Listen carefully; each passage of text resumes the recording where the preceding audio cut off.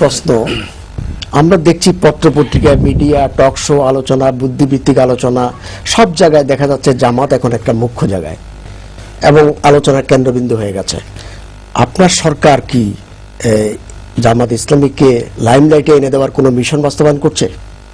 না, আমার সরকার ঠিক জামাত ইসলামীর সাথে তাদের ঐতিহাসিকভাবে একটা বৈরী সম্পর্ক আওয়ামী লীগের সঙ্গে। এর কারণ হলো জামায়াত ইসলামী যে রাজনীতি করে, সেই রাজনীতির মূল প্রতিপাদ্য বিষয় হলো ধর্মকেন্দ্রিক। অর্থাৎ তারা মহান আল্লাহ রাব্বুল আলামিনকে ধর্মের প্রধান কর্তৃত্ব এবং কর্তা ব্যক্তি মনে করে রাষ্ট্রের প্রতিটি কর্মে আল্লাহর আইন এবং শাসন পরিচালিত করতে চাচ্ছে এবং বাস্তবায়ন করতে চাচ্ছে। This is the main theme. Virus আমাদের দলের মূল থিম হলো এই রাষ্ট্রের হাজার বছরের ঐতিহ্যে লালিত যত হিন্দু, মুসলমান, বৌদ্ধ, খ্রিস্টান বসে আছে, যে যার ধর্ম স্বাধীনভাবে পালন করবে, রাষ্ট্র তার স্বতন্ত্রভাবে রাষ্ট্রীয় আচার পালন করবে। ওদের সাথে আমার বেসিক এই প্রবলেম। আর বিরোধ হলো মুক্তিযুদ্ধের, মহান মুক্তিযুদ্ধের যে নেতৃত্বটা সেটা আওয়ামী লীগ দিয়েছে। আর ওই মুক্তিযুদ্ধের পাকিস্তানি বাহিনীর প্রধান সহযোগী হিসেবে যে রাজনৈতিক দলটি সাহায্য সহযোগিতা করেছে তার নাম সর্বাগ্রাসী জামায়াত ইসলামের নাম। তো এই দুটো কারণে তাদের বিরোধিতা। আলাল ভাই, আপনাকে আমরা দেখেছি, যেহেতু আমি একজন মিডিয়ার লোক, যে আমরা দেখেছি 86 সালে জামাত ইসলামীকে সাথে নিয়ে আওয়ামী লীগ ইলেকশনে গেছে এরশাদ সাহেবের আমলে, যখন রাজপথে খালেদা জিয়া ছিলেন। আবার দেখা গেছে তত্ত্বাবধায়ক ইস্যুতেও আবার একসাথে আন্দোলন করেছেন। এখন আবার রনি ভাই যেটা বলছেন যে একটা বিরোধ আছে, আবার রাজনীতির দিকে সক্ষতাও আছে, এটাকে কিভাবে দেখছেন? না, এই প্রসঙ্গে আমি দালিলিক তথ্য প্রমাণ যে কথা বলে, ঐতিহাসিক প্রেক্ষাপট যে কথা বলে, সেই কথায় গোলাম মোল্লা রনির সঙ্গে আমি কিছু ব্যাপারে ভিন্ন মত পোষণ করব। ঐতিহাসিকভাবে জামাতের সঙ্গে আওয়ামী লীগের বৈরী সম্পর্ক, এই কথাটি মোটেই সঠিক না। অতীত ইতিহাস কিন্তু তা বলে না। আপনি বলেছেন 86-র কথা, এমনকি 96 সনেও 1 বছর আগে আওয়ামী লীগের সঙ্গে মিলে সংসদ থেকে তারা পদত্যাগ করেছিল এবং মতিউর রহমান নিজামী সাহেবের সঙ্গে বসে বৈঠক করে করে তারপরে তারা জোটগত আন্দোলনের অথবা পাশাপাশি মঞ্চে আন্দোলনের কর্মসূচি দিয়েছিলেন বিএনপির পক্ষে। 91 সনের নির্বাচনে ভিন্ন প্রেক্ষিত ছিল, আবার 2001-এর সময় ভিন্ন প্রেক্ষিত ছিল, কিন্তু বৈরী সম্পর্ক জামাতের সঙ্গে কখনোই ছিল তাদের, এটা ইতিহাস বলে না। তবে আদর্শগত বিষয় যেটা, সে আদর্শগত বিষয়ের ব্যাপারেও বিভিন্ন সময় আমরা বিভিন্ন জিনিস দেখেছি। যেমন মুক্তিযুদ্ধের নেতৃত্ব আওয়ামী লীগ দিয়েছে, এটার সত্য ধরেও নেই। বঙ্গবন্ধু শেখ মুজিবুর রহমান সাহেব আনুষ্ঠানিকভাবে ঘোষণা দিয়ে দিয়ে যেভাবে জাতীয় পর্যায়ে ক্ষমা প্রদর্শন করেছিলেন, তারপরে তো এই ইতিহাস নিয়ে আবার নতুন করে খোরাখুরি করে এটাকে তুলে আনা, গর্ত থেকে তুলে আনা, এর পেছনে একটাই কারণ যে সংক্ষেপে, খুব সংক্ষেপে যদি বলি, যে জামাত যখন বিপক্ষে থাকবে আওয়ামী লীগের তখন হবে জঙ্গি, আর যখন পক্ষে থাকবে তখন হবে বিশ্বস্ত সঙ্গী। এটাই প্রমাণিত। আপনি কি বলতে চাচ্ছেন? আমি তো তাই দেখি। এটা কি জামাত ভীতি না প্রীতি? না, এটা আসলে ভীতি। আপনি কি প্রীতি না? না, আমি মানে ভীতি কি প্রীতি? বিনয়ের সঙ্গে আমি বলতে চাই যে আওয়ামী লীগের যে রাজনীতির যে ট্রেন্ড, সেই ট্রেন্ড অনুযায়ী জামাতের সঙ্গে আমাদের কোনো প্রীতিও নেই, আর জামাত নিয়ে আমাদের কোনো ভীতিও নেই। জামাতের যে আদর্শিক রাজনীতি এবং আমাদের যে আওয়ামী লীগের সারা বাংলাদেশের যে আদর্শিক রাজনীতি, এর মধ্যে আসলে সম্পর্কটা তেল এবং পানির মতো। এটা এক হওয়ার নয়, এটা হবেও না যতদিন এই জমিনে আওয়ামী লীগের আদর্শিক রাজনীতি বঙ্গবন্ধুকে কেন্দ্র করে হবে। জামাতের সঙ্গে হয়তো রাজনীতির মাঠে রাজনৈতিক প্রয়োজনে তার এই দেশের মানুষ সমস্ত কিছু সামাজিক সম্পর্ক থাকতে পারে, বা রাজনীতিতে যদি জামাতের লোক, এখনো তো সংসদ সদস্য অনেকে আছেন, আমরা তো একই সংসদে বসতেছি, লবিতে বসছি, that is the different thing. কিন্তু একই সঙ্গে যে বিএনপির সাথে তাদের যেভাবে একটা একত্রে সরকার গঠন করার মতো অবস্থা, ওইরকম অবস্থা আওয়ামী লীগের অতীতে কখনোই ছিল না, ভবিষ্যতে হবে না। যদি কোনোদিন হয়, সেদিন আওয়ামী লীগ নামক এই দলটির মৃত্যু হবে, আমি এটা বলে রাখলাম। আমি আপনাকে একটা প্রশ্ন করব। আপনার প্রাতিষ্ঠানিক রাজনীতির বেশ ভালো সমজদার, এবং আপনি এই ব্যাপারে আপনার একটা গুডউইলও আছে, এবং আমরা নিজেও এটা সাক্ষ্য দেব যে আপনি আলোচনা পরিনীতিবোধ এগুলোর ব্যাপারে। জামাত যদি ভীতি না হবে, যেমন আমরা কালকে একটা পত্রিকা দেখলাম, গোপন বৈঠকের বরাতে কিছু লোককে গ্রেপ্তার করা হলো। তো জামাতকে তো নিষিদ্ধ করা হয়নি। আমি পাকিস্তানের প্রজন্ম, কারণ আমি ইন্টারমিডিয়েট পরীক্ষার্থী, মুক্তিযুদ্ধের সময় মুক্তি বাদ দিয়ে আমি ভারত গেছি। আমরা তখন দেখতাম পাকিস্তান আমলে বামপন্থীদের সাথে পাকিস্তান সরকার যে আচরণটা করত, বাংলাদেশ আমলে জামাত ইসলামী এবং ইসলামপন্থীদের ব্যাপারে আওয়ামী লীগ সেই একই আচরণটা করছে, এবং পরবর্তী দেখে গেছে এটার রেজাল্ট কিন্তু ভালো হয়নি। আপনি একাডেমিক বিবেচনা বিষয়টাকে কিভাবে দেখছেন? একাডেমিক বিবেচনায় আমি প্রথমত যে কথাটি বলতে চাই, সরকারের পক্ষে সাফাই গিয়ে যেটা বলতে চাই সেটি হলো, সরকারের সাথে আদর্শিকভাবে জামাতের যে রাজনীতির এই বিষয়ে কিন্তু সরকার কখনো কোনো বিবৃতি দেয়নি বা কোনো পদক্ষেপ নেয়নি। যদি সেটা দেওয়া হতো তাহলে জামাতের অনেক কর্মকাণ্ড নিষিদ্ধ করা হতো। কিন্তু জামাত যে নিয়মতান্ত্রিক যে রাজনীতিটা আমাদের দেশে সাধারণত বলা হয়, যেমন বিএনপি যেটা করছে, সে একটা সমাবেশ করবে, সে মেট্রোপলিটন পুলিশ কমিশনের কাছে একটা মাঠ চাচ্ছে, সে মেয়রের কাছে একটা জায়গা চাচ্ছে, এরপরে সে সরকারের কাছে দরখাস্ত করছে, সরকার আবার না করছে যে এটা করা যাবে না, তখন তারা আবার করছে সদল বলে গিয়া পুলিশকে প্রশাসনকে চাপ দিয়েছে, একবার স্বরাষ্ট্রমন্ত্রীর সাথে তারা কথা বলেছে। কিন্তু জামাতের কোনো মিটিং মিছিলের জন্য এই ধরনের কোনো জিনিস এখন পর্যন্ত করেনি আমার জানা মতে। না, এটা বলতে হবে। আলাল ভাই, না, না, আলাল ভাই, এখানে আমি এক্ষেত্রে আপনাকে ভিন্ন মত পোষণ করি, কারণ জামাতকে এই আমলে, জি। আগে তো আওয়ামী লীগের সঙ্গে সখ্যতা ছিল, অনেক লম্বা ইতিহাস সেটা বলতে গেলে, কিন্তু এই আমলে জামাতকে মানববন্ধন করতে দেওয়া হয় না, বিএনপিকে প্রাথমিকভাবে করতে দেওয়া হয়নি। জামাত একটি সাংবিধানিক প্রতিষ্ঠান, জামাতের রেজিস্ট্রেশন রয়েছে জাতীয় নির্বাচন কমিশনে, সেখানে তাকে কর্মসূচি করতে দিবেন না, তাকে পেটাবেন। এমনকি এরকম ঘটনাও আছে যে 4-5 জন লোক, 8-10 জন লোক হজে যাবেন একত্রে, তারা একটি বাসায় বসেছে, জঙ্গি কানেকশন খুঁজে সেখানে যে গোপন বৈঠকের কারণে এদেরকে গ্রেফতার করা হলো।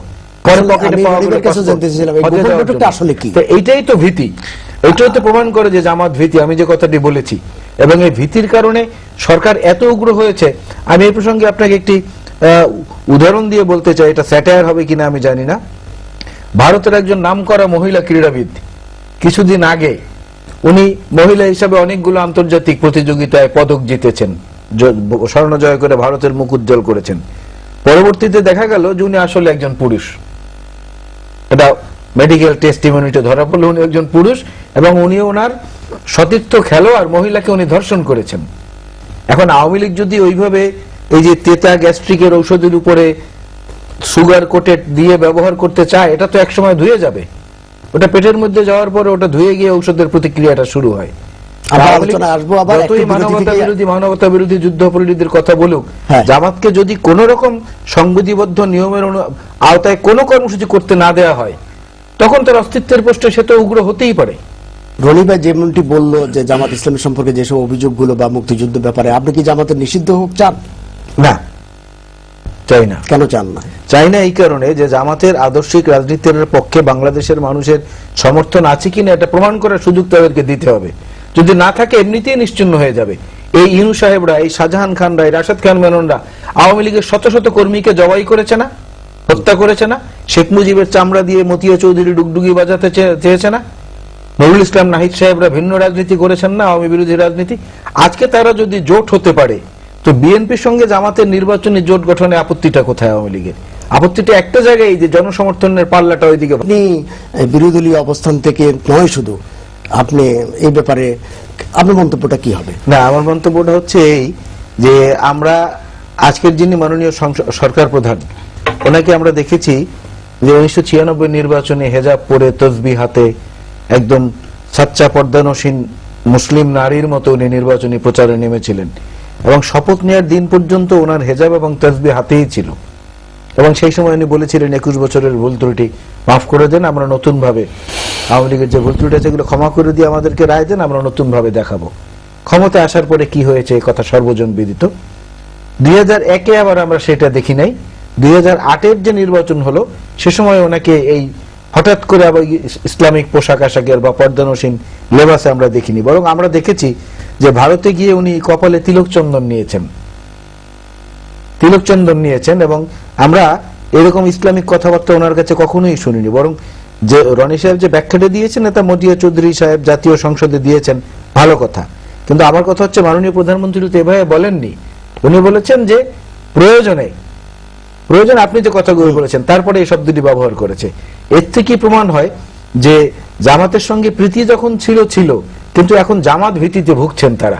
মনে হচ্ছে দেশে আর কোনো সমস্যা নেই, এই একটাই সমস্যা, এইটা শেষ করতে পারলেই দেশ যেন একেবারে সমস্ত দ্রব্যমূল্যের ঊর্ধ্বগতি, আইন শৃঙ্খলার অবনতি, চতুর্দিকে যে দুর্নীতির একটা মহা উৎসব, লুটপাট এবং বিভিন্ন রকম অরাজকতা, এর থেকে দেশ বোধহয় মুক্তি পেয়ে যাবে, এরকম একটা ভাব মনে হচ্ছে। ড্যান মোজিনা মার্কিন রাষ্ট্রদূত ঢাকায় তিনি এই উত্তেজনাকর পরিস্থিতি অথবা সাংঘর্ষিক অবস্থার প্রেক্ষিতে একটা মন্তব্য করেছেন এবং মার্কিন দূতাবাস থেকে এই বিবৃতিটি আকারে জাতীয় দৈনিকগুলোতে এসেছে।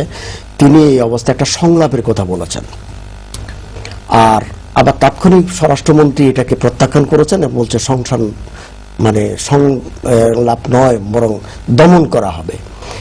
আপনি এটাকে একজন কূটনীতিকের বক্তব্যটাকে কিভাবে দেখছেন, আবার সেটাকে একজন মন্ত্রী যে মন্তব্যটা করেছেন সেটাকে কিভাবে মূল্যায়ন করছেন? ওটাও মানে আমি তো যেহেতু একটা দল করি, জি, I have to represent my party at first, এবং আমার পার্টি কি বলে সেটি আমাকে ভোকাল হতে হবে।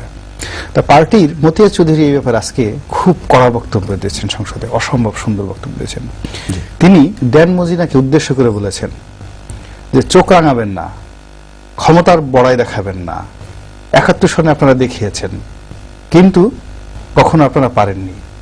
যদি সংলাপে বসতে হয় তাহলে তালেবানদের সঙ্গে আগে বসুন, আবু গারিব কারাগারে কি করেছেন সেটা আপনারা দেখুন, ইরাকে কি মানবতার বিরুদ্ধে অপরাধ করেছেন দেখুন, ফিলিস্তিনে আপনারা কি করছেন সেটা দেখুন। উনি বলেছেন যে লিবিয়াতে কি করে একটা বৈধ সরকারকে আপনারা উচ্ছেদ করেছেন, সেখানকার লোকদের সাথে বসুন। আজ বাংলাদেশের একটা সাধারণ ছেলে তাকে ট্র্যাপ করে ফেলে দিয়ে, বাংলাদেশের একটা নাফিস নামে একটা ছেলেকে ট্র্যাপ করে এফবিআই নিয়ে তাকে অ্যারেস্ট করে বিচার করছেন, এবং বাংলাদেশ দূতাবাসের কোনো লোক গিয়া সেই ছেলেটার একটা সাক্ষাৎকার নিতে পারতেছে না, একটা উকিল নিয়োগ করতে পারতেছে না। তো নিজের দেশের ব্যাপারে যেখানে এত, আর আমার দেশের ব্যাপারে আমরা কি করব না করবো সেটা তো আমাদের ব্যক্তিগত ব্যাপার। এই ব্যাপারে কি আওয়ামী লীগ এই পদ্মা সেতু অথবা ইউনুস ইস্যু অথবা এই মুহূর্তে সংলাপের কথা বলা ছাড়া বিরোধী দলীয় অবস্থান থেকে আমরা তাদেরকে এইসব দূতাবাসের পক্ষ থেকে যখন বক্তব্যগুলো দেওয়া হয়েছে তাদেরকে খুব উপভোগ করতে দেখেছি আওয়ামী লীগকেও। এখন কি সরকারি দলের এই অবস্থান না সরকারের বিরুদ্ধে গেছে? এই জন্য ঠিক ওই জন্য নয়, ঠিক অ্যাজ এ হোল এই প্রজন্মের আমার সাথে উনিও একমত হবেন।